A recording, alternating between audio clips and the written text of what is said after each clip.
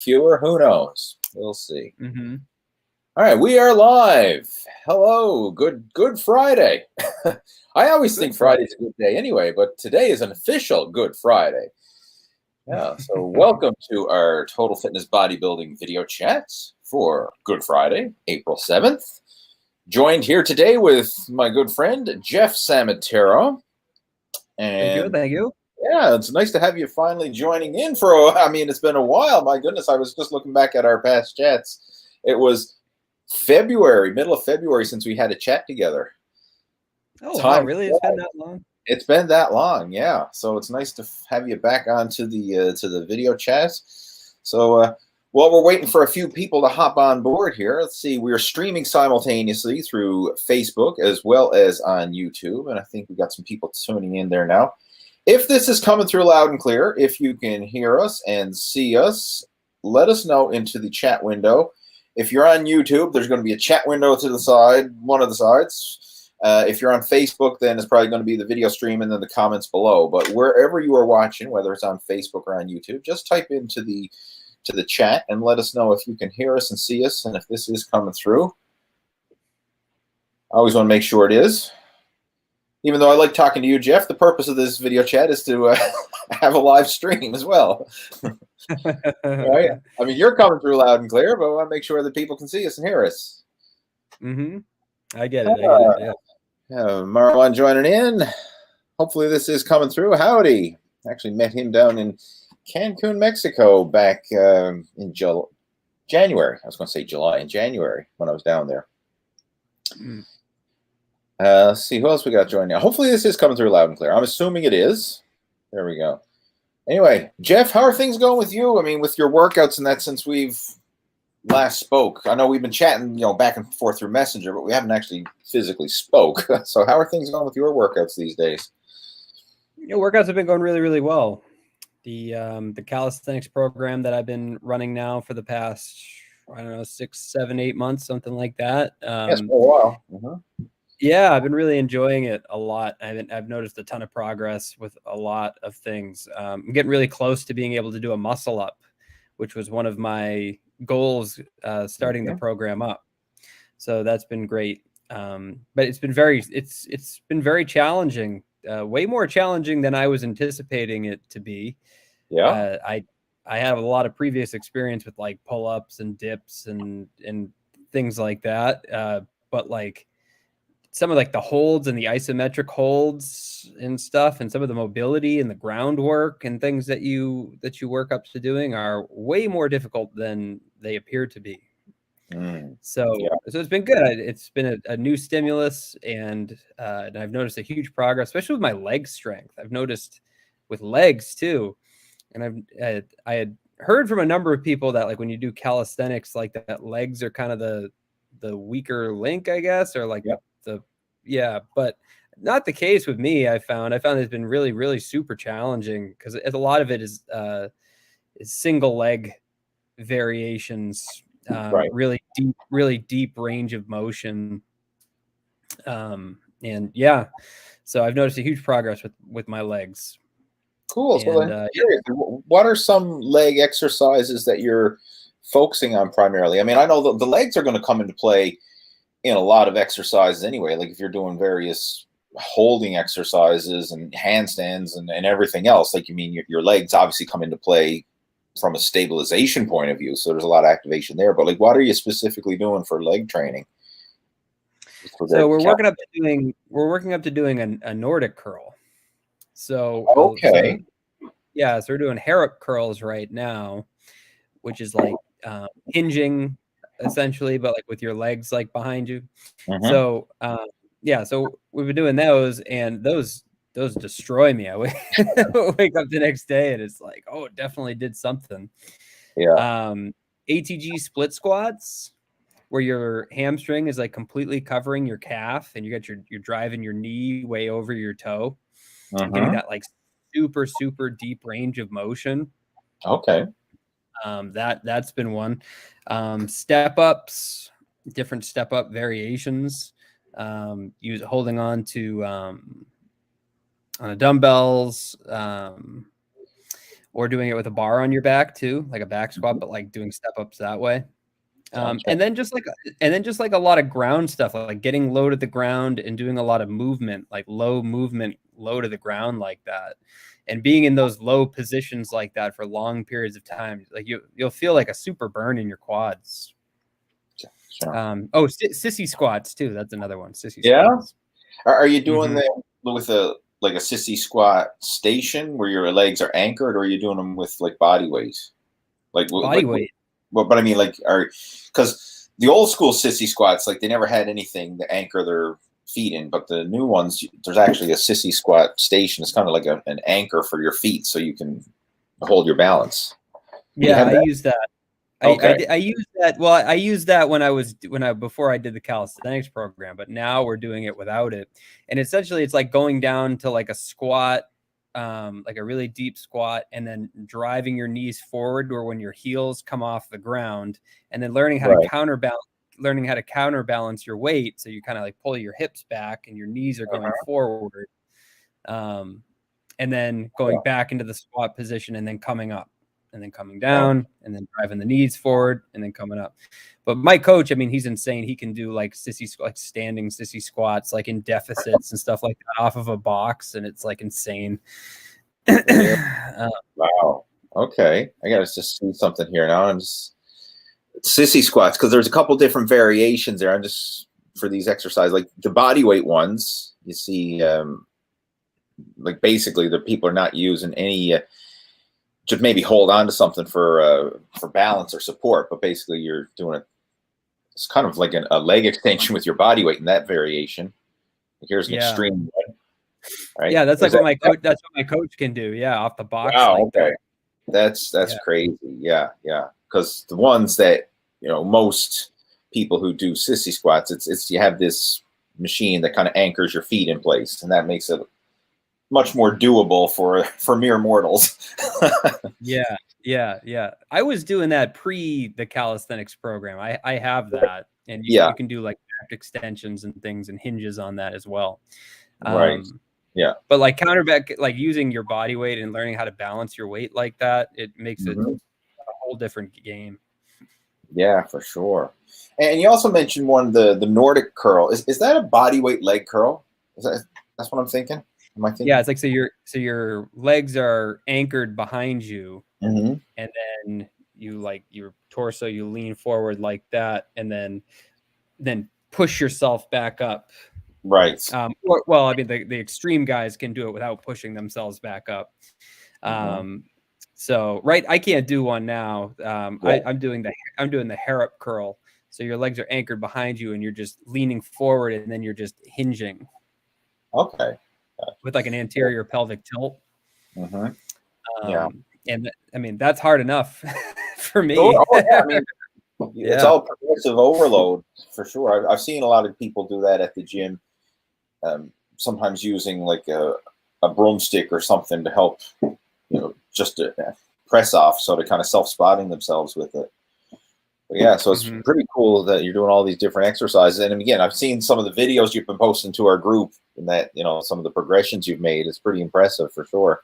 So it's been 8 months of the body weight calisthenic workouts, and you mean obviously you've made progress, but it's still, there's a long way to go, even after 8 months for sure. Oh yeah. And it's going through this program too. I've learned so much more about how my body works and functions and moves and flexibility and mobility, and that I just did not know before I had started this program. So I was actually having this conversation with my coach earlier today, because I had a session with him earlier today, and we're talking about how going back and repaving old potholes that you skipped over during your initial transformation. So like things like dorsiflexion, and getting really deep in learning, going through the mobility and the process of gaining mobility so you can do those deep squat variations, things like that. It's something I had always avoided for years, just thinking like I wasn't anatomically built to do a deep squat like that.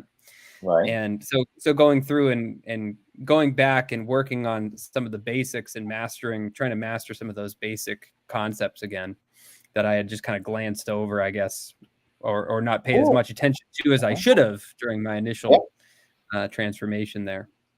Yeah, it makes a lot of sense for sure. I like how it says, going back and fixing the potholes, if you will, because we all develop those bad habits, if you will, potholes in our physique that need to be fixed.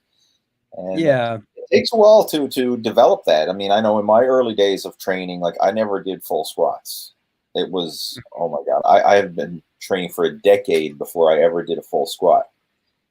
Right. Yeah. So little things like that. I mean, it's something that I learned over time to fill in those gaps. But like, see, a lot of people get stuck in the rut of doing things certain ways, and until it's brought to their attention, very often they don't correct it.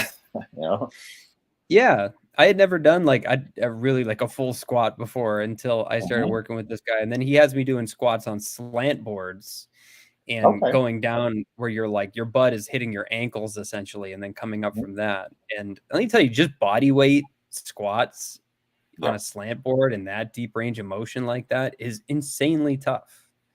Like you don't need weight. just doing that is enough stress. I love how you mentioned that, because that is such a big thing to focus on, is like mastering your body weight first. Because a lot of times, especially with the squat, everyone thinks they got to have a barbell on their back, or what's the point, right?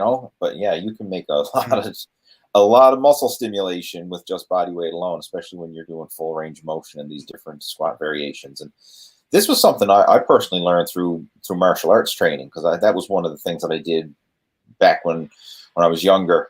And that's where I learned a lot of flexibility and mobility work, was through martial arts. So I see a lot of parallels between what you're doing now and what I was doing back then. Yeah, it's amazing, the conditioning you can build through body weight alone. And again, just look at a gymnast. I mean, they have amazing levels of strength and athletic performance. And most of them are not doing strength training unless they're doing it on their own on the side. But a typical gymnastics workout is very similar to what you're doing. It's more that body weight mastery, not focusing on the external stress of weight training. Yeah, I'm glad to hear that's working for you, and thanks for sharing that. So let's see, we got a lot of people joining into our chat there now. So again, for those of you tuning in, obviously this is an earlier time than we normally have our video chats, but this happens to work out well for myself and Jeff today. So we may in the future be doing some earlier video chats like this, because it's nice if we can link up and have these conversations together. But the way these video chats work, for those of you tuning in, is we're going to be hanging out here for the next 45 minutes to an hour, thereabouts. And any questions or topics of discussion that you would like to discuss, feel free to type those into our chat window. So if there's any questions you have about building muscle, losing fat, about your workouts, about your nutrition, any specific challenges you're dealing with, feel free to type those into our chat window, and we'll do the best that we can to help you out over the course of our video chat. If we can help you, we'll let you know. If not, we'll try and point you in the right direction to somebody who can. All right? Don't claim to know it all. Even though I've been doing this for a long time, I still have a lot to learn, and I will try and share what I know. But if I don't know something, I have no hesitation in letting you know that. I'm not embarrassed to say I don't know. What else we got joining in? Let's see. We have Lee. You're the man. Thank you. Jeff's the man too. Jeff's joining in. We have Frank joining in. We have Neil joining in over in. I know you're on the other side of the globe, Neil. Is it Australia, or is it New Zealand, or is it the Philippines? I can't remember, but it's somewhere in that far corner of our world. Anyway, good morning, good early morning, because he normally used to us being on later, so he's up at bright and early today. Still dawn. Wasn't expecting you guys this early. Anyway, your thoughts about free weights and machines. Well, we kind of really did a dive. We kind of talked about body weight exercises there earlier on. And if you're just joining in and you didn't catch Jeff talking about his experience with doing body weight and calisthenic training, go back and watch the replay of this when it's posted. But free weights and machines, I think of them, they go together. Like, a lot of people try and have these arguments saying, oh, free weights are superior to machines, or machines are superior to free weights, or whatever. It's just different forms of resistance, and there's pros and cons to both of them. I mean, with free weights, the advantage is it's free weight, meaning it's not balanced, it's not supported, it's not on a track, it's you lifting three-dimensional weight. So it can move, it can wobble, it can, shift from side to side. So you have to use a lot more balance and stability to support free weight exercises versus machine exercises. Prime example, if you use a chest press machine or a free weight barbell bench press, there's more balance and stability in the barbell bench press. If you use dumbbells, there's more balance and stability than there is with a barbell, because now you have two weights to balance instead of just one. But with that being said, there's also advantages to machine exercises, because with machines, you can do exercises that are impossible to do with free weights.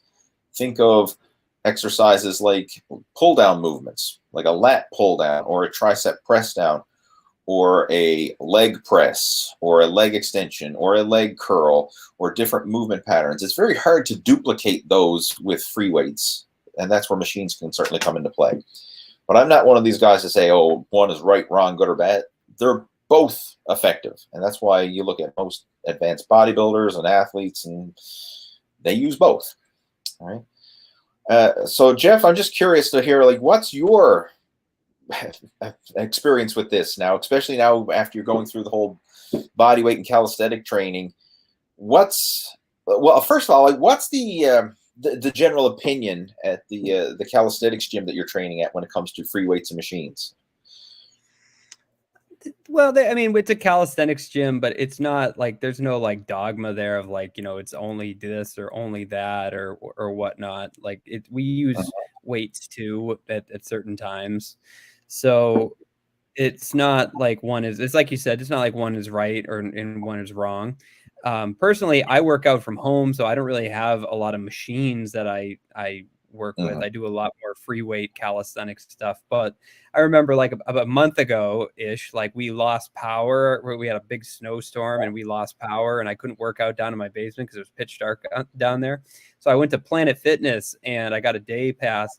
And I remember I was going through where the machines were, and I was trying them all out, and I was like, oh, these are fun. These are great. Oh man, I never get to try these kinds of things out, and especially the hamstring curl machine. I really, really enjoyed that one. I was like, man, this is fantastic. And of course, then I'm online looking up.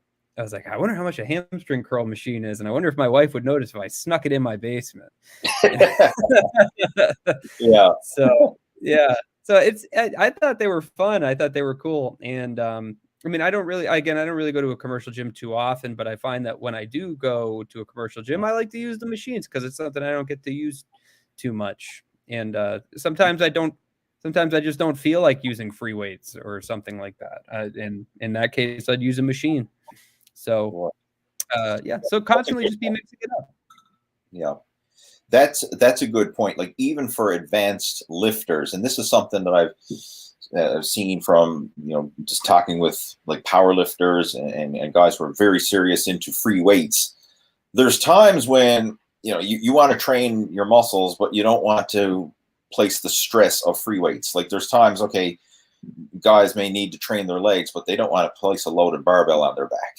So that's where a leg press can come into play, or the different leg machines can certainly come into play, because you're still working the muscle and not beating yourself up in certain movements. Because like, let's just say your back is really fatigued and you still want to train your legs. Well, it's kind of hard to do that if you're placing a loaded barbell on your back for squats. So that's where machines can certainly come into play. You can isolate the different muscles. From a beginner's point of view, machines are great because it's a lot easier to learn a machine exercise where it's already balanced and supported for you. The risk of injury is a lot lower. So for beginners or people rehabbing from injuries, machines are usually superior in that sense. But again, the free weights do have their place. All right, so it's it's not an either or. It's free weights and machines. It's not free weights or machines. Think of it that way. All right, let's move on. We have Ryan is joining in, a regular to our chat. So what are your thoughts on the TDEE calculator? It's total daily energy expenditure is what that stands for, calculator to estimate your caloric intake. Are they relatively accurate? Are they a waste of time for someone who lifts 3-4 days a week and cardio every other day? It's a ballpark estimate at best. That's all any of these calculators are. It's a guess. I use them myself when kind of customizing a program for somebody. I will run somebody's numbers through a calculator like this and kind of get an estimate, just to kind of, this is our starting point. That's what I use these calculators for. I say, like, let's start here and see how your body responds. And then based on how your body responds, we can adjust it up or down. But don't take those numbers as gospel. Like, don't say, oh, I plugged my numbers into the calculator and it says I need to eat 2,500 calories a day. And then you start eating 2,500 calories a day and you're like, I'm not losing weight on 2,500 calories a day. What's wrong? What's wrong? I'm following the calculator. Well, there's so much room for error there. First off, the numbers that were plugged into the calculator could be wrong. Your body type, your individual metabolism may not match what the average of the calculator estimates it to be. Plus, then when you're actually adding up your own food totals, there's a lot of margin for error there. Like, I've done videos on this in the past where nutrition values are not accurate. Like, if you pick up a nutrition item, a food item that has a nutrition label, there's legally allowed to be a 20% margin of error. So that could be 20% higher or 20% lower than whatever is listed on the label. And that's what's legally allowed, right? It may be outside the legal limits and they're getting away with it, but right? But legally, it could be 20% off. So there's so much room for error when it comes to trying to count calories and calculate calories and all this. So we use another method. And I'm going to ask Jeff about this one. Jeff, do you count your calories? I do not. I do not. Have you I never counted calories? No, I never have. I never have. I've always kind of viewed it as kind of meticulous. Like, even when you started off, did you start by counting calories just to kind of get an idea of, like, okay, this is a good source of protein, this is a good source of carbohydrates, like counting your macros, I should say, calories / macros? Never really? I never have, no. Okay. I just focus on making good choices and eating a relatively good sized portions. I get, like, not overdoing it with the portions. I mean to say, and eating like three meals a day and maybe like a snack before bed. But I mostly focus on the choices, like making good choices and not getting too wrapped up in the counting of the calories or the macros. And the reason why is just because I don't really have the time to do that kind of meticulous work. And I've found that I've made a lot of progress just from going about it my way and doing it that. Like, I guess if I was like trying to be like a world-class athlete at something, then maybe I would like get really into counting calories and macros and everything. But like from like just being like an average guy and just wanting to be in shape, and like it works for me. I've gotten great results with my approach, and I don't know, maybe I'd get better results if I counted calories or macros or something like that. But like I'm happy with what I'm doing, and I've noticed I'm still steadily making progress, and I'm at a comfortable body fat percentage that I'm happy with. So I've never counted calories.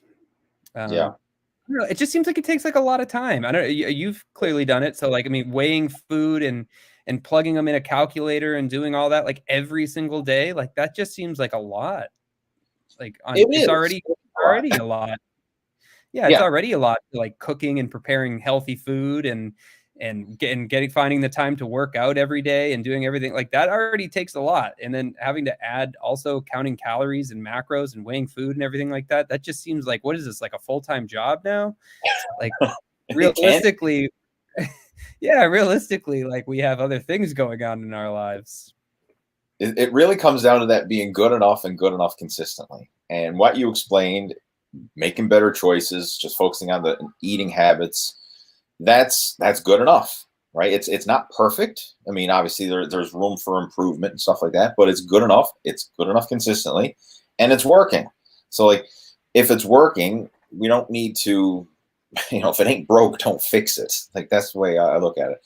Now, can you step it up another notch, and is there room for stepping it up? Yes, you can always make it, more complicated or more advanced. And there's all kinds of things people are doing now. One of the latest trends, which is really taking this stuff to a whole another level, is continuous glucose monitors for people, like especially performance athletes. And this is something that was used in the diabetic world. I mean, this is where it came from. You see diabetics who need to keep track of their blood sugar. They have these sensors put into their skin. They usually put them into their arm, and then it's hooked up to an app on their phone where they're continuously getting their blood sugar readings through an app.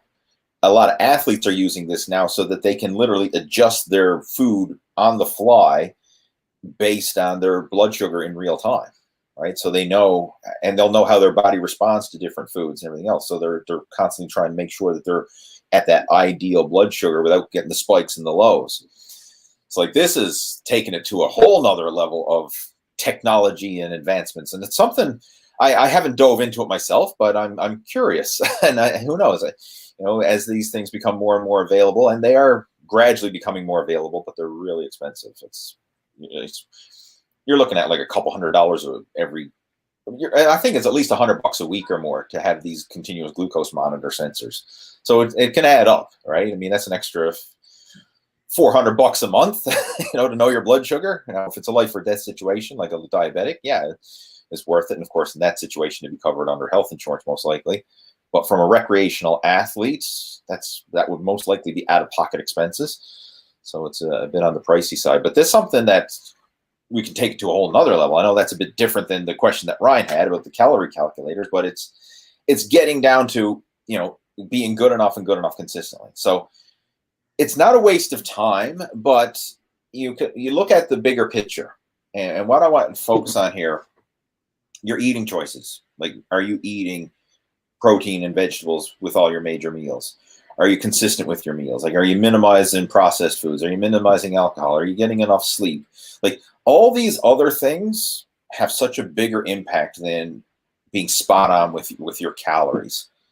Like, it's being good enough and good enough consistently.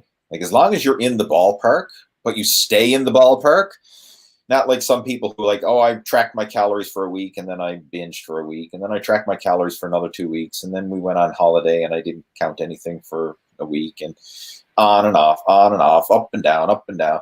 Like, that's useless. You're better to just be good enough, but good enough consistently versus this super strict and super strict sporadically. Right? That's the whole premise behind this. And Jeff just mentioned it perfectly when he's talking about he doesn't do this, but he's consistently good versus occasionally great, and that consistently good is working for him. Yeah. That was a line that I actually got from my coach, and I love how he put it there. He said, you just want to be consistently good versus occasionally great. And that's the way most people are with their diets and their training. Like, oh, occasionally I'm counting my macros. I'm my fitness paling everything. I'm weighing, I'm measuring, I'm doing everything. I'm tracking this, I'm tracking that, and blah, blah, blah. And okay, how long are you doing that for? I did it for 2 weeks. Right? I did that for 2 whole weeks. And then what did you do after that? Well, the shit hit the fan, and this happened, and that happened. And I got busy. We went on vacation, and I got sick, and whatever. And then I went 2 months without tracking anything. Like, let's be consistently good versus occasionally great. Yeah, definitely. All right, let's move on. Ryan saying, caught us off guard being on so early. That's it. You gotta be. You gotta watch out. Interesting. We'll catch you off guard. But anyway, at least the replay is posted up, so I know I'm going to get emails and messages from people. I was expecting you on later today, but hey, the replay's still there. We got Boris joining in. Glad to catch the live stream. Ready to listen. Cheers. Glad to have you joining in. See, this is probably working out for some people. That fact that we're on earlier. Neil saying, yeah, that's it. It works for us. I mean, we're the guys doing it. He's in the Philippines. I knew you were over there somewhere. I know that's a big broad spectrum. I said you're in Australia, you're in New Zealand, or you're in the Philippines, or you're in somewhere over there. I said very broad. Yeah. I'm sure if we were talking to you, you'd say, yeah, you're over in that Canada, United States, somewhere over there. The Western Hemisphere somewhere. Yeah, yes. It works both ways, right? But hey, glad to have you joining in.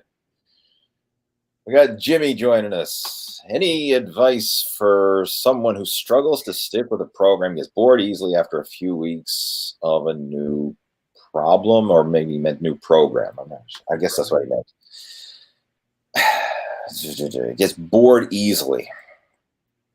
Jeff, well, I'll just leave that up there. Jeff, do you have anything to share on that?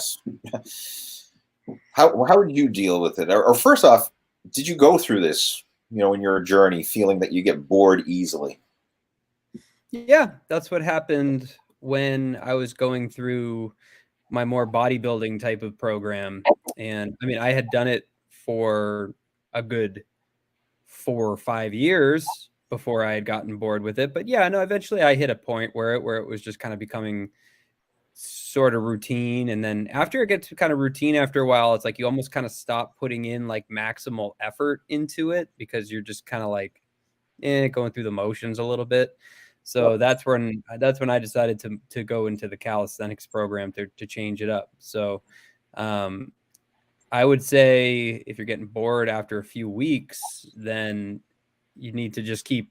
There's no shortage of outlets for fitness, right? So like I would just keep experimenting and trying things out until eventually you find what it is you like, whether it's like a recreational sports league or yoga or cycling or Yeah. or gymnastics or part to this. I'll just post this as well. Jimmy had a second part to his question saying, Mhm. Ballooned up in weight, put on about 50 pounds, plays golf 2 to 3 days a week. Wondering what program would be best for him. So, again, going back to what you were just talking about, Jeff. So he says he gets bored easily.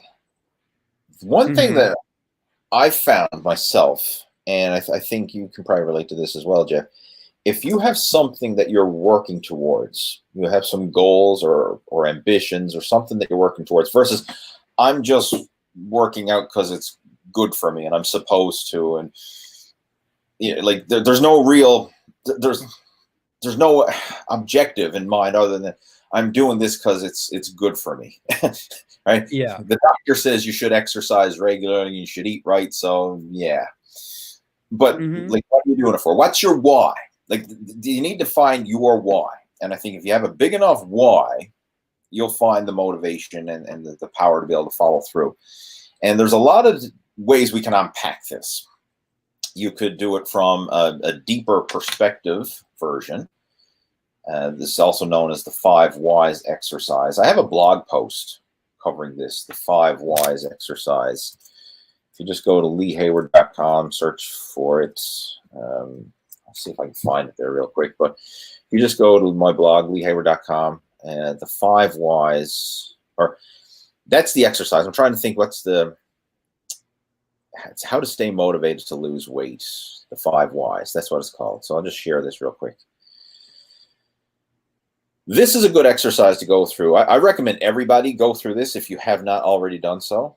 This would be very powerful, and I'm just going to pop it up here on our screen. Hopefully you can see that. This is the 5 Whys exercise blog post that I wrote.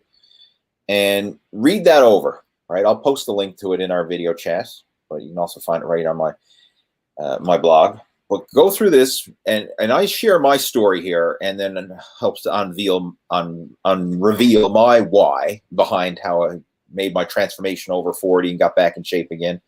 Because for those of you who are not familiar with my story, like I'm a former competitive bodybuilder who got the dad bod after my son Harvey was born. So that was big. That was a big part of my why, was to get back in shape, to set a positive example for my son. And I go through the 5 Whys exercise there and use my example, so you can go through this on your own. But another thing that's kind of similar to that's very powerful, is having some short-term goals that you want to focus on. So in Jeff's case, he's doing the calisthenics workout, and like, let me ask you this, Jeff. Like, why that? Like, is there anything in particular that you want to achieve through that? Whether it's a personal goal or like what's the drive for the calisthenics? There's a lot of reasons why I do it. I mean, obviously for all the health benefits and everything, but also just because I love it. It's fun. I love doing it. I loved going through the process of it. I love the exercise selection. I love the skills that are developed from doing it. And I've always just loved the process of incrementally improving at something over a long period of time. So like seeing where you start and then seeing where you end. And seeing that noticeable progress to me is like addicting. Yeah. And that's what really motivates me to do it. Another reason why I do it is because I was actually experiencing a hip strain. I had a really bad hip flexor strain, and I which I developed from playing the drums with my band. And I noticed that just my hip mobility and my flexibility and everything in my lower body wasn't very good at all. So noticing the progress in that, I wanted my body to function better. I wanted to be able to move better, to not be in pain, like after sitting for long periods of time. Okay. Or like, you know, when you get up and you're like, "Ugh," you do the dad noises when you get up and stuff. Like I didn't, yeah, Yeah. I didn't want those. I don't like, I think we get so like accustomed to being in pain that we kind of like ignore it sometimes. Like people just have pain in their everyday life that they're just like, well, that's just what it's like being old. And it's like, I've never accepted that that's a reality. Like that, it's just like, it's not like getting old. It's just like me. It's just something that I'm not doing. It's something that I have power over and something that I can control, like those everyday like aches and pains and stuff. And once I started working on this new program, I noticed too that like my upper traps all of a sudden were not sore anymore. I had daily tension, like this really bad tension in my upper traps and my shoulders. I was like this all the time. And I noticed from doing like scapula exercises that pain had alleviated. And that to me was like a cue of like, oh, okay, I can now do the same approach to my lower body and help improve how my lower body functions as well. And yeah, that's what keeps me motivated. It's like quality of life. Right. Like you only get one go at this. You want to have the best quality of life you possibly can. And that realization like is important to me. I don't want to look back when I'm elderly and be like, oh man, there's all these things I wanted to do, but I didn't do them because I don't know, because I just accepted my circumstance or whatnot, because I didn't have the guts to go back and do something about it. So at least, and if I do get older and I end up having pain and everything like that, like whatever, at least I can look back and say I tried. Yeah, So versus just giving into it. And chances are, by taking the actions you're doing now, it's going to prolong that active lifestyle that you have well into your later years. And this is something, to get back to Jimmy's question here, like specifically, he has to find something that motivates him. And again, it has to be something bigger and deeper. And I'm a competitive person. And now when I say competitive person, like it's friendly competition, because I'll compete and I'll get my ass kicked. And I'm totally cool with that. But I love the challenge of competing. That's what drew me to bodybuilding. I mean, back before bodybuilding, that's what drew me to martial arts and then different things like that.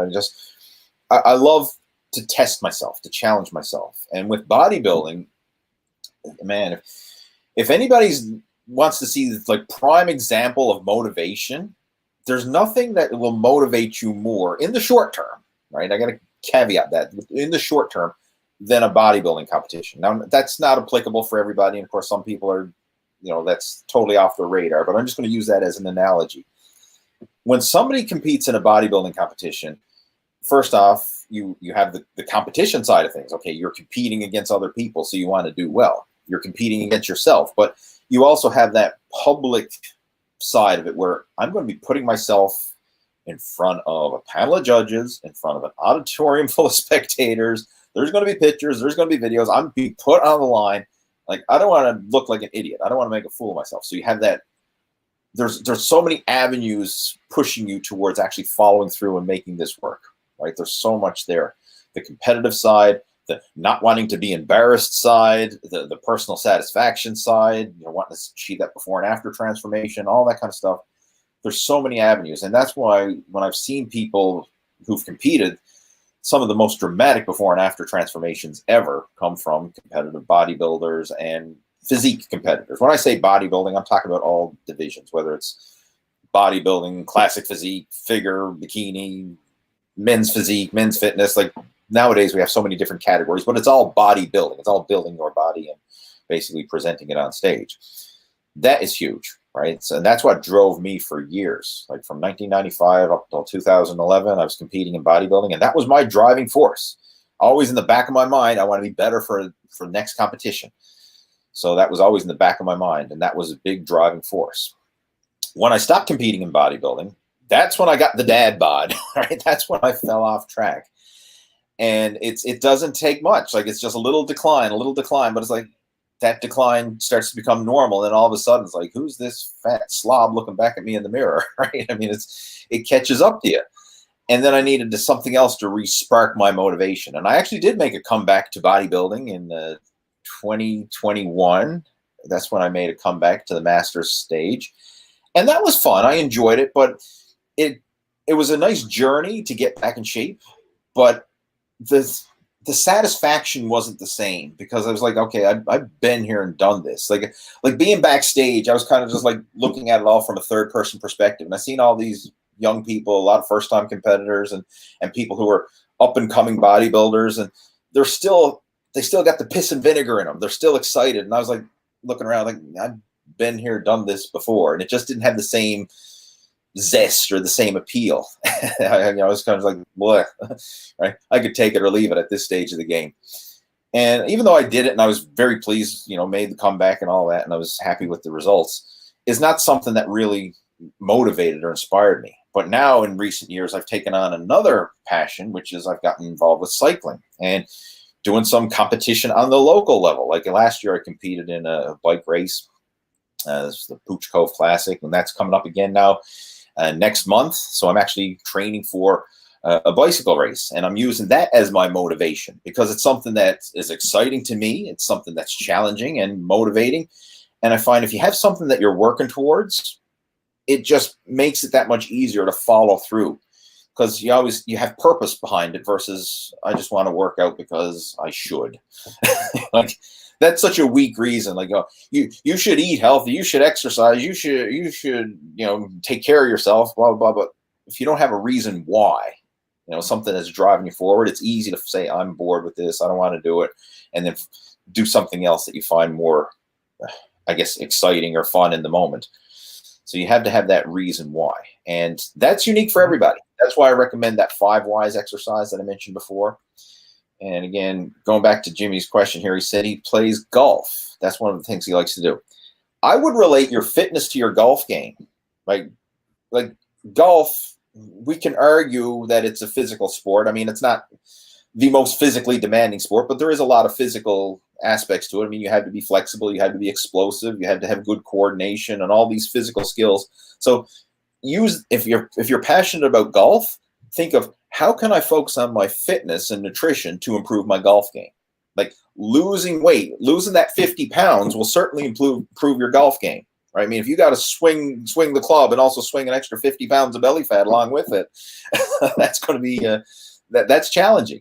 Whereas just imagine if you were leaner, like 50 pounds lighter, and mobile, strong, explosive, flexible. Just think of how that's going to affect your golf game. So maybe that could be the link to motivate you to follow through, is instead of thinking, oh, I got to go to the gym and work out, I don't like going to the gym, think, how's this going to help my golf game? And then link the two together. Like, hey, think of how fun that's going to be when you're out on the course this summer and people are like, whoa, damn, you're getting good, right? And then just seeing the progress you're making there. Maybe that could be part of your why, right? But you got to get a big enough why. And once you have that, the motivation is going to take care of itself. It really is.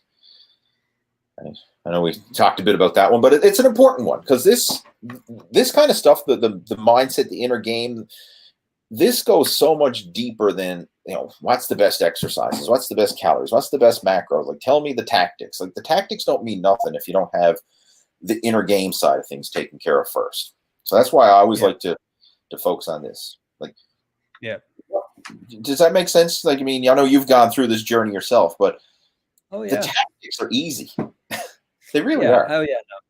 I think it's like, whenever you feel like you should do something or somebody's telling you to do something, it's like you're always going to do just like the bare minimum or nothing at all. But if there's something that you want to do that's important to you, then you're going to put all of your effort into it.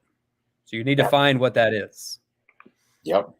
Yeah, because if it's something you should do, you're going to do the minimum, the smallest amount required, and very often probably won't even keep up with that. But if it's something you're passionate about, you're going to go over and beyond. And then once you start going over and beyond, that's when the results really start to snowball. Absolutely. All right, let's see. We got Robert is joining in, having lunch while he's watching.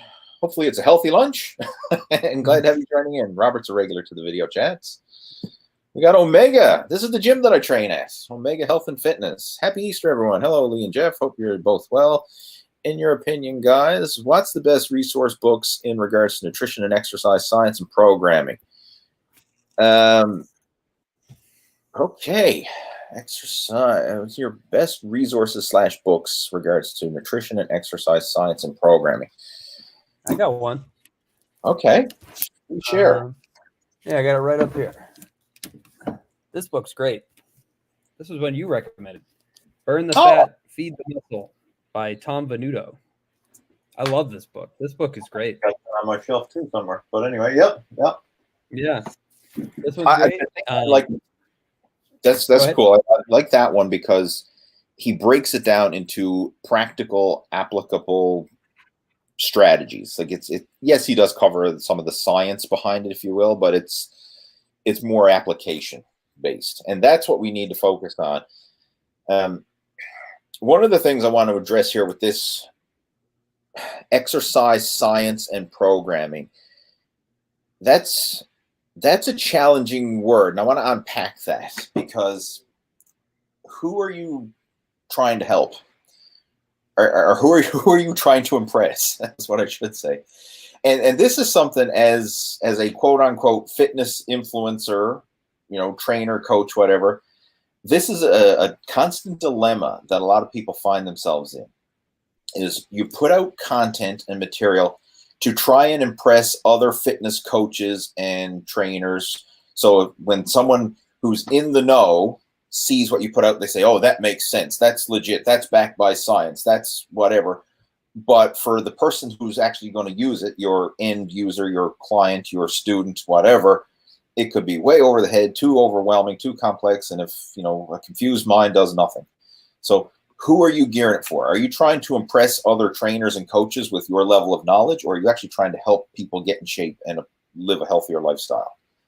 That's a big difference. And sometimes there's a lot of YouTube channels and social media influencers out there, and they're quoting scientific studies, and they're getting in debates and saying, oh, there's 27 studies showing that this works better than that, and then this one works better than this. And like everyone's plucking studies and resources and trying to back it up, but does it actually work for the end user?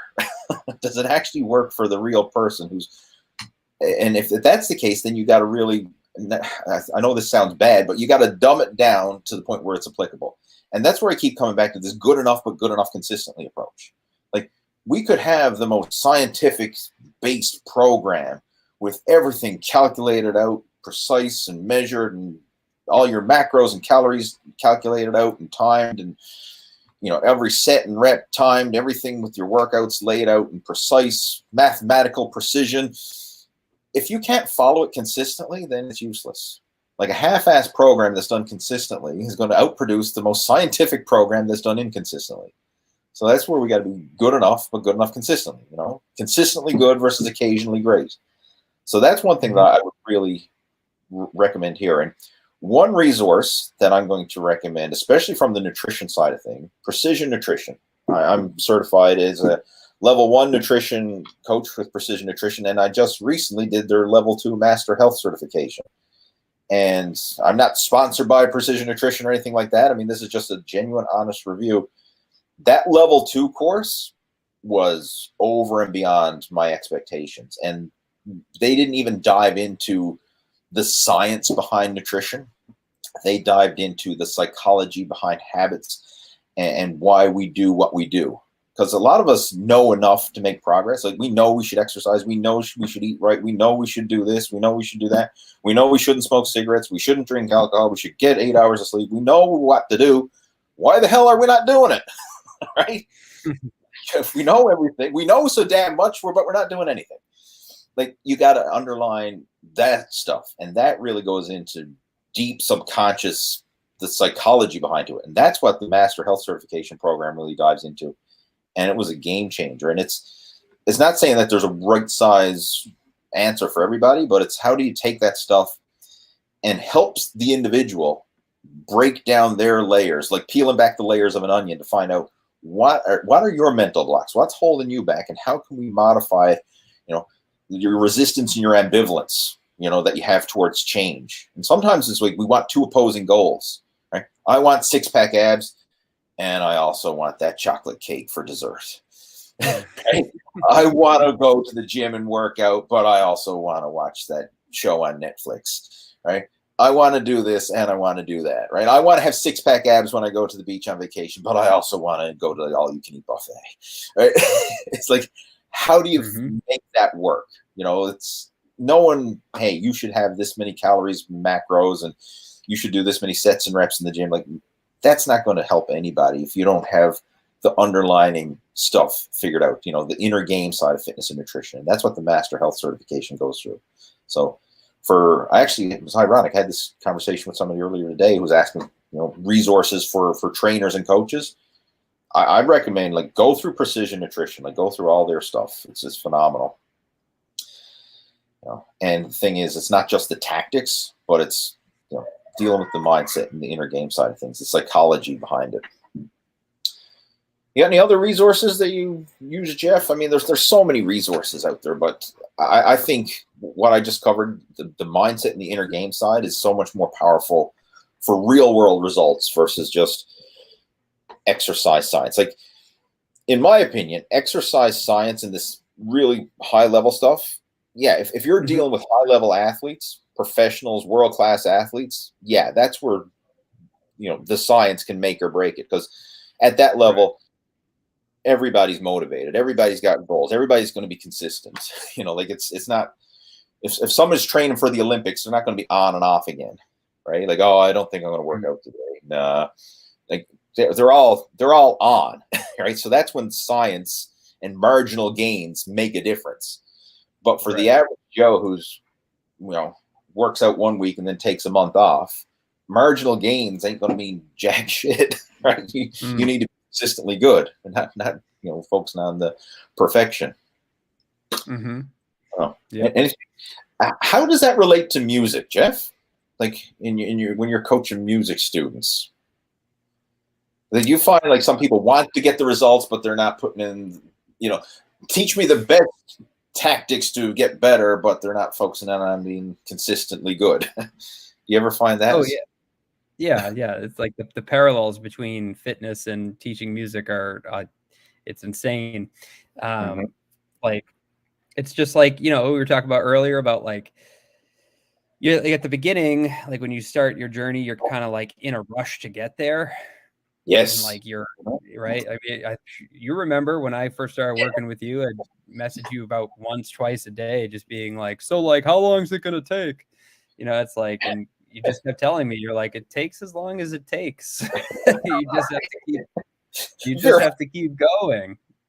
Yeah. There's no finish line to it. And, it's and then afterwards, like, you try to rush the process and you look for shortcuts and things like that. And then you get farther down the road, and then you realize you have to go back and repave those potholes like we talked about, because they're still there. They're still there. They didn't go anywhere. Around them, but you didn't fix them.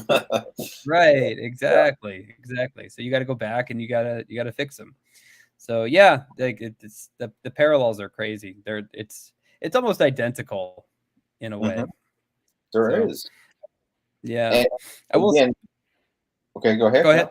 But I was just saying, like, when it comes to the music side of things, like, like, people say, well, tell me the best tactics, like, tell me the best techniques and the best, shortcuts to get better. But it's like, no, you have to put in that, you have to lay that foundation, right? You can't get around that. Once the foundation's laid, then we can start looking at some higher level tactics to maximize your progress. But you have to lay that foundation first. And that's the shortcut in the long term. It really is. Right. It's more or less adapting the routine that is the most important thing, right? It's like once the routine is placed and everything, and then once you've developed a certain aspect and then, or to a certain point, and then you want to take it to another level, like you said, then you can start looking in and programming really meticulously to try to get to that next level, that next stage. But at first, it's like just focus on the routine, right? Have you been consistent day in, day out over the course of years? Years. And if that's all in place and you haven't noticed any progress in quite some time, then you go in and you try to with a fine-tooth comb and figure it out, like how you can make it a little bit better. But first, get there. And to just back up that, like, it's very, very unlikely that someone would be consistently good for years and not see progress. I've not seen it personally. I mean, maybe there is some, there's always exceptions to the rules. And, with 7+ billion people in the world, I'm sure there's somebody out there who's been consistent for years that hasn't made progress. But more often than not, if people are not making progress, we can break it down to the fact that the consistency is not there. And I don't mean consistency for a week or two or a month or two. I mean, like, week in, week out, month in, month out, year in, year out. Like, once that type of consistency is in place, the results are almost inevitable. Even if the application is not the highest level, if it's good enough, progress usually still comes. Yeah, because it's crazy how quickly you can lose it if you're not consistent. Like, and it's the same with music too. Like, if you could practice every single day and then all of a sudden you don't practice for like a week, 2 weeks, like 3 weeks, and then you go back and the things that you could do before you can't do anymore. It's like that consistency builds itself on top of one another. And then once you stop for a little while there, it's like you take some serious regressions, and then you have to kind of build it back up to where it was again. Right. So it's like staying on top of that grind and being very, very consistent. I love how you brought that up, Jeff, because I see that a lot within our own coaching program. Like, a lot of the guys in our Muscle After 40 blueprint, I'm not going to mention any names here because I know they're probably watching, but I'll just share the general overview. It's they're focusing like, okay, I'm doing everything right, but I'm not seeing progress. I'm doing everything right. Like, I'm eating healthy, I'm working out, or I'm doing this, and I'm counting my calories, I'm tracking my macros. Okay, great. And then when we do a deep dive, well, I didn't work out for the last 2 weeks because I was extra busy at work. Well, that's not everything right. Like, again, it's when they're occasionally on, when they're doing everything right, but then there's big gaps in between doing everything right. And when you have those gaps in between, you don't just maintain. Like, doing nothing doesn't mean you stay still. Doing nothing is usually a regression. It's not a maintenance. Like, you have to actively maintain, even with your fitness. Like, if you don't exercise, it doesn't mean you stay where you are. You regress. The same with your music. If you stop playing the drums or the piano or the guitar or whatever your instrument, it doesn't mean you maintain where I'm at and then I'll pick it up and start making progress again. No, you regress. And then you got to build back up to your previous level and then start making progress from there. So that's where a lot of people struggle with this. It's even to just maintain, you have to actively practice to maintain. Yeah. Can I tell you a story? Feel free. Yes, please. I used a Leeism a couple weeks ago. Love it. Thank you. So for our listeners who don't know, so I'm one of the directors at a music school, and I'm the primary drum instructor there, and I teach over 40 students a week. And a couple weeks ago, I had a new student come in who didn't stick with it, so I can tell this story. A new student who came in, and he had been emailing me back and forth saying like, "Oh, I've been playing the drums for 40 years." He's like, "I've been playing for 40 years and everything." He's like, "And I just need help with a couple things." He's like, "No big deal." He's like, "Come in, show me how it is." He's like, and then we'll call it a day, like, kind of thing, like, huge ego on this guy. So he comes in and everything, and he starts playing, and I'm listening to him. I'm like, this guy sounds like a beginner. Right. And he starts telling me, I'm like, so you've been playing for 40 years? And he's like, well, he's like, yeah, he's like, I played when I was 10 till when I was about 13. And then I didn't play for 4 years. And then I played for a couple of years in a rock band. And then I didn't play for 10 years. And then I played in another band for this amount of years and everything.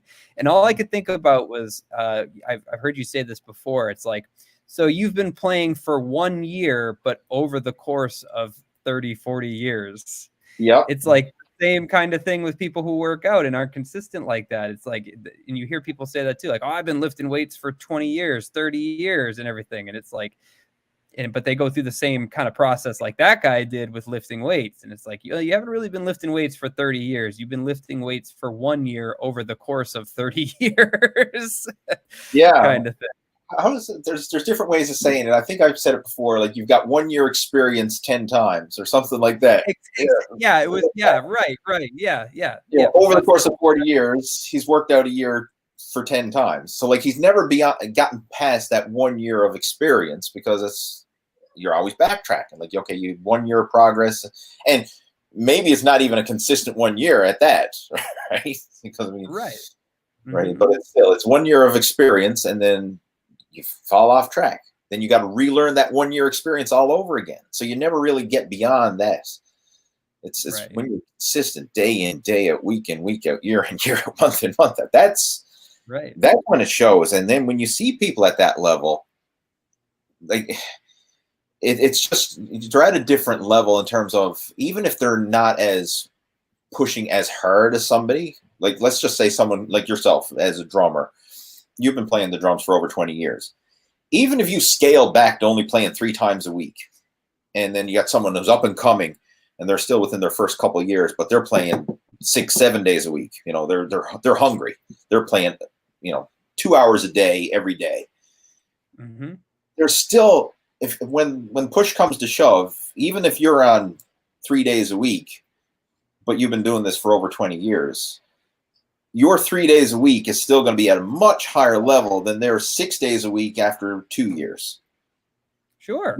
Yeah. You know what I mean? Like it, and I see this in fitness too, because sometimes you see guys who are up and coming and they're super hungry. Like, man, I'm working out 6 days a week. I'm strict. I don't have cheat meals. I don't do this. How come I'm not at the same level as so and so? And then they'll say, well, he's not working out 6 days a week. He's only in the gym maybe 3 or 4 days a week. All right, I seen him have a cheat meal last week. Well, he's not super strict with his diet, but still he has that foundation of years and years, and it's good enough, but good enough consistently over years and years.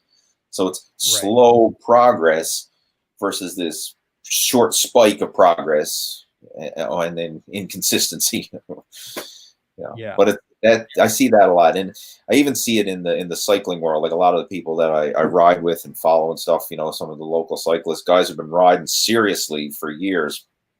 Like last year, I had a personal big year in cycling. Like I rode over 13,000 kilometers last year, and some of the guys that I ride with, they didn't even ride half that much. But if we went out and did a ride, they'd smoke me because they've got that foundation of years of training and conditioning built up. So even though I had a big year and I'm like, okay, I should be really good. I mean, obviously I made really good progress, don't get me wrong, but you can't, shortcut the process. Like they've laid the foundation over years. I'm only seriously into it for a few years, so it's a big difference. Yeah. Yeah, you can't shortcut that process. Right. All right. Mm-hmm. How are you doing for time, Jeff? I know you're going out for lunch soon, are you? My wife said she'd be home at 1:15 and we were going to go out to lunch. So it's 1:13 and she's not home yet. So I guess until she comes in the door, I'm good. All right. So she comes barging in the door and shouting and yelling at Jeff to leave. I'm sorry, Lee, but when she wants to go, she wants to go.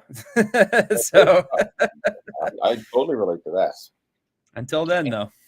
Okay, well, we'll just keep going for another few questions. This is Jimmy following up on the motivation question. He said, thanks, guys. I've seen the 5 whys on Lee's blog and previous videos. Haven't done it yet, but will do. All right, good stuff. And for anyone watching this, if you have not seen that yet, check it out. And in fact, I'm going to just post the link right into our chat window. Should come through there. Hopefully it does. There's the direct link to the 5 Whys exercise. It's how to stay motivated to lose weight. The 5 Whys is the title of the blog post. If you go to my main website, leehayward.com, and just scroll through, you should find it there. Oakley dokley, where are we to? All right. Marwan saying, what's your opinion on doing mobility drills versus static stretching? That's a great question, because a lot of people, kind of get confused with those. Mobility, this is how I define it. It's a kind of a gray area here, but this is how I define mobility. Mobility is exercises that I would do usually before a workout to kind of loosen things up and to kind of prepare my body for the workout. So beforehand, I usually do things like arm circles and deep knee bends and rotator cuff rotations. And I have a whole series of mobility exercises that I do to kind of loosen and limber up all the major joints, tendons, and ligaments of the body before getting into my workout. So I do that as part of my pre-workout warm-up routine. Stretching, especially static stretching, I save that for after the workout. After the muscles are fully pumped and blood pumped into them and they're warmed up, that's the best time to do the static stretching. And I usually, what I'll do is at the end of my workouts, take 5 minutes or so to stretch out the muscles that I trained. So if I did a back workout, I'd take 5 minutes and stretch out my back. If I did leg workout, I'll take 5 minutes to stretch out my legs or whatever. But that's how I define it. I don't know, Jeff, do you have anything else to add or different definitions? No, I do the same. I do mobility drills before I work out, and then static stretching. I don't really, I do static stretching mostly after cardio sessions, because that's where I feel like I got the blood pumping. And yeah, my legs I do a lot of spin classes and cycling like that. So like doing lower body stretches and static stretching after that always feels really, really good. But yeah, I always do it static stretching when I already have the blood flowing and I already feel really warm. So it's like a situational thing after a workout. And then, yeah, mobility drills beforehand, just to kind of grease the groove a little bit and get get the joints and everything moving. Sure. So everything feels nice and limber when I'm working out and not stiff. Definitely. And that would vary depending on if anybody has any injuries or mobility issues that they're working around. Obviously, you would prioritize those, or you may have to be more selective in the movements if you do have any pre-existing injuries or mobility issues. But yeah, that's a great way to put it. And this is something that needs to be done frequently. Like infrequent mobility work and infrequent stretching is not going to produce results. I mean, I guess something is better than nothing. I'll say that. But if you want to see progress in these areas, it has to be done frequently, ideally even daily, just to really see results in terms of your mobility and your flexibility. Because when you do stretching, yeah, you can temporarily stretch the muscles, but then they're going to quickly retract back to their pre-stretch state. So you have to do it regularly and frequently in order to get any lasting benefit from it. So that's something that I think is, again, getting back to that consistently, the consistency, the good enough consistency certainly applies to mobility and stretching work. Okay. It's not something that you can go out and, I'm going to do a big stretching workout once a week. No, that's a big stretching workout is probably going to be a muscle tear or a strain or a pull. Like you're better off doing a little stretching workout every day versus a big one once a week. Right. Little bits frequently. Let's see what else we got there a second now. Great tips, Lee. I've been focusing on explosive stuff in the gym, linked to golf, mainly kettlebell workouts, also thinking of entering a half marathon. The gut won't be long moving. That's just a touch on the marathon thing. Get yourself in shape first. Like a lot of people jump into marathon, like thinking, okay, I'm going to do a marathon to get in shape. I would do it the other way around. Get in shape so that you can do the marathon or the half marathon or whatever. I mean, it's okay to have that as the long-term goal, but this is a common thing I've seen in fitness is people train for a marathon or a half marathon or something, and maybe they do it, maybe they get decent results, maybe they even complete it. But then afterwards, it's like, okay, I did that, and then they go back to their old habits again. Because the goal was to run the marathon, not to become a runner or to become a healthy, fit person. So Yeah. focus on becoming the healthy, fit person. And then if that leads to running a marathon, so be it. But don't do it the other way around. Focus on being the person, not just completing the activity. Well said. Yeah. All right, what else we got there? Ryan's joining us, saying your story is inspiring. I'm sure you've covered it in the past, but I'd love to hear Jeff's fitness journey story if he wants to share it. Dave, that could be a great way to clue us up. We can, if you want to share, Jeff, how did you get involved with fitness? Because your fitness journey in the greater scheme of things is relatively new. It's not something you've been doing for 20 years, right? It's relatively. No. So try to just give us your version of the version you can share until Kayla gets home. Yeah, sure.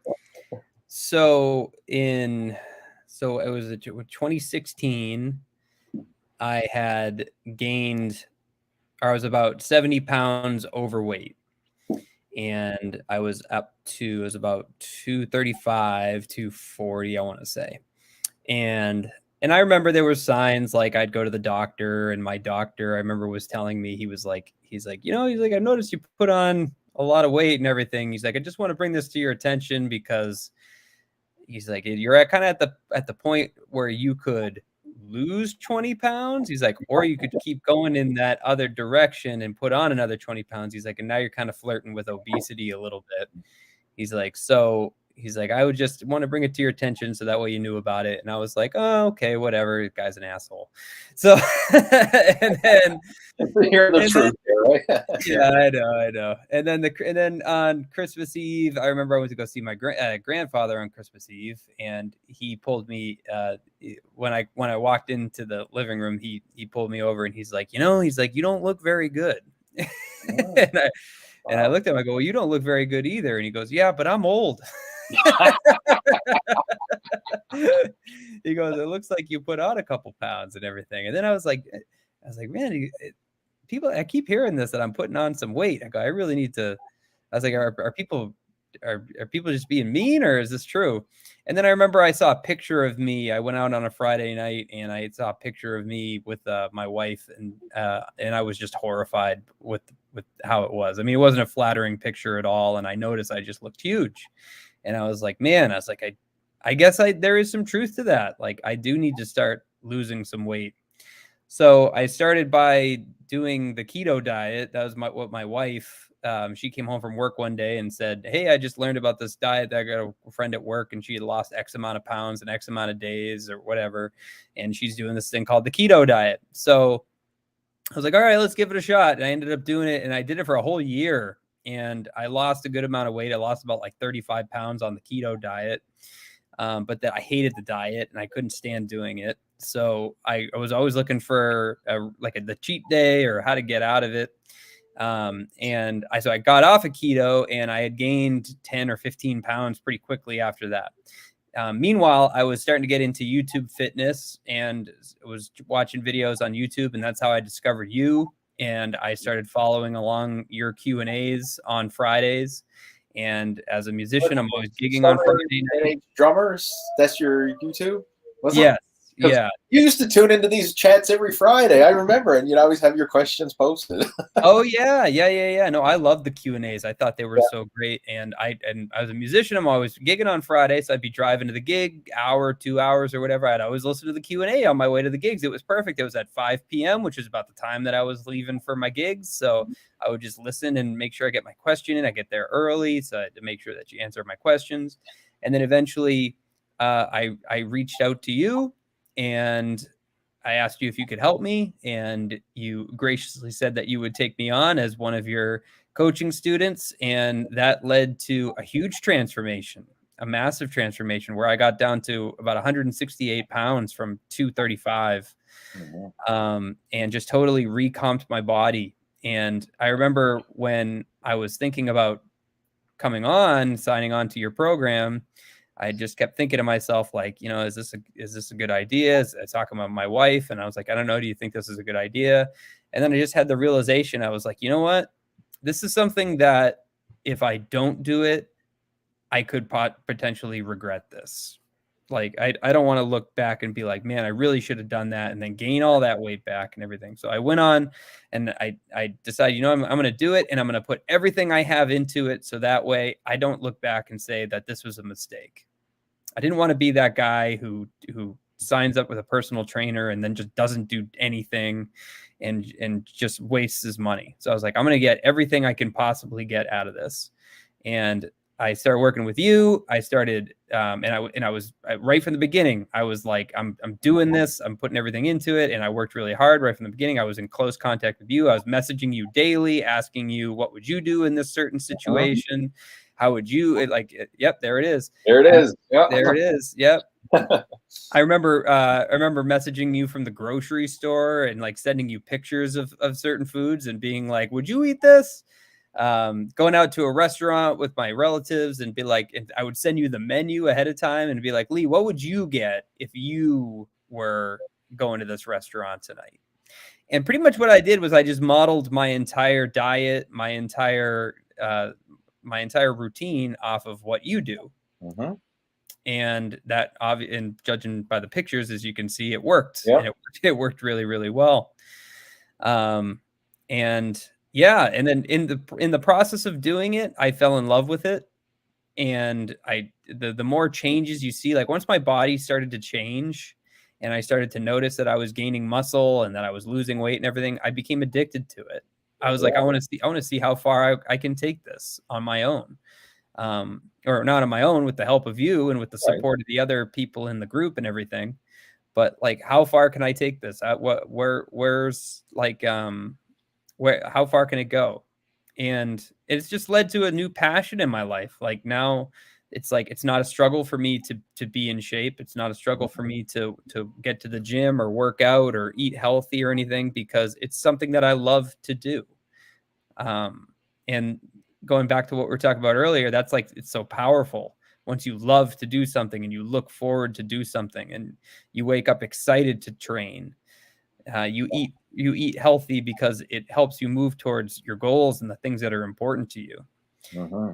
And I can't tell you how this has affected my life, not just like how I physically look, but also in how my self-confidence and how I view myself, how I speak to myself, my inner dialogue with myself, my ambitions at work. I've gotten big promotions at my job in the past couple of years, and those were all just my prompting, my going up to my boss and being like, hey, I want to do more. I want to do this. I want to do that. That's my wife calling me, letting me know that the lunch is coming. But like, and just knowing is like, okay, I went through this process of struggle and coming out on the other side. And it's like, now I have faith in myself that I can do more. I can take on more. I can be more. And that is even more motivation for me to get to the gym every single day. So it hasn't just shaped my body, it's shaped my entire life. Wow. That's inspiring, Jeff. And I appreciate you for sharing that. And again, just to think of it, it's not just a physique transformation. I mean, it's been a lifestyle transformation, like mentally, physically, career-wise. I mean, you've gotten big promotions at work. I mean, like everything. It's just, yeah, it's just crazy to think of where you were back. Was this the picture you were referring to that you were not happy with yourself? That's the one. That's Friday night. Yeah. Right. So like you just look at the jowls on you. I mean, I could see your grandpa. I mean, you could notice it, and the doctor saying, yeah, you should lose some weight. Yeah. I remember the moment I saw it, I was horrified. I was like, because it sneaks up on you. You don't really, it's not like you gain all that weight overnight. It sneaks up on you. And then all of a sudden you look at one day and you're like, oh man. Right. But just to see the transformation, I mean, it's been an amazing journey. And the crazy thing is, it's like you didn't do anything extreme during this whole time. It was just consistently good. That good enough consistently. like you mentioned, you this transformation, there was no just being a slave to counting calories and tracking macros. It was just making better food choices. You did this working out from home with I mean, granted, you got a good home gym, but it's not, you know, it's not crazy. Right? Yeah. You know, it's free weights and some cables and you know, what do you got, an echelon bike? And I mean, it's pretty. There's a lot of people out there who have just as good exercise equipment, if not better, but they're not utilizing it. Yeah, I feel like if you want something bad enough, you'll find a way to get it done. You'll find a way to do it. And if you don't want it, you'll find a reason to not do it. So it was something that I wanted, and it was something that was really important to me to do, and no regrets. Oh man, none. That's awesome. I mean, that's a great way to clue up our video chat for today. You know, sharing that. So I really appreciate it. And I guess we better let you go so that you stay on good terms with the better half. She just came in the house. Yeah. Okay. Well, that's cute. All right. Well, enjoy your dinner, and like I say, I look forward to chatting with you again, and hopefully we'll be able to do another one of these chats together very soon. Maybe if this works for you, maybe like do them earlier on Friday. We can do that. That's fine with me. Yeah, I love doing them, Lee, and I love hanging with you, and this is great. So yeah, no, I would love to do them again for sure. So, all right, good stuff, man. Well, anyway, I'll let you go, and we'll be in touch. And in the meantime, folks, if you do have any questions or feedback, or you have anything about what we discussed here today, if there's anything you want some further clarification on, or maybe you want some help with your own training and nutrition, feel free to reach out to me or reach out to Jeff. Our contact information is down in the description below. We've got my contact information, Jeff's contact information is there, so feel free to reach out to us, whether it's an email or reach out to us through Facebook. Jeff, you're over on Instagram as well, so you can reach out from there. But if you have any questions, comments, feedback, or you want some help, reach out, let us know. And in the meantime, we'll be chatting next week, same time, or not, maybe not the same time, but same place. We'll post a notification in advance. All right. All right. Take care, man. Have a good one. You too. Bye. Thanks. Bye.